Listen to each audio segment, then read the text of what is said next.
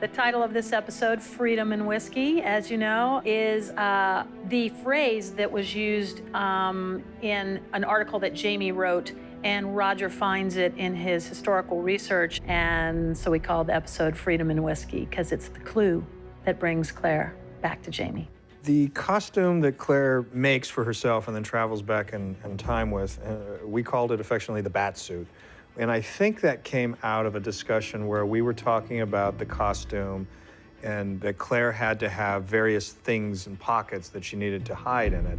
And somebody said, like a bat utility belt. Yeah, like a utility. And then from that point on, we kept referring to it as the bat suit, and that just stuck. And so it was the bat suit from that point forward. So when it came time to do this episode, Terry spent a lot of time and thought figuring out what kind of fabric it would be, what the design would be, how it would be comfortable for Claire to wear, and also utilitarian, and would have pockets and things where she could like hide. Secret pockets. Secret pockets where she could hide stuff, and also would have a zipper where the corset was. So it was just a great idea, great concept, and it was a really nice match of costume design that marries into story and character for the show. Well, the taxi and carriage gag, I think we originally talked about doing the transition. It was a challenge production-wise because we would have had to go back to the Stones.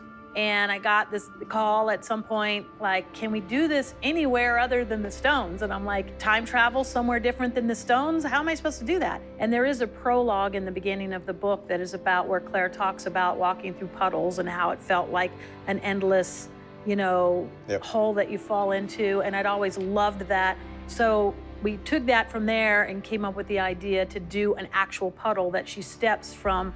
The idea was to go from the 1968 taxi to the streets of Edinburgh. Didn't we have to ship the taxi cab to South No, Africa? we actually had to find a taxi cab In South Africa. In South Africa. 1968 checkered cab in South Africa, and film the last piece of this there, which would be the puddle and the POV of the puddle and her stepping out and all the elements. But we filmed part of this on the stages in Scotland, and we filmed part of it in our green screen stage, which is technically our parking lot in Scotland behind the studio. And then that's the carriage. And then the rest of that was filmed in South Africa. So it was probably one of the longest scenes in the history of Outlander. Just would have been cheaper to go when we started to the shoot to the Craignadoon. end of the shoot, yeah.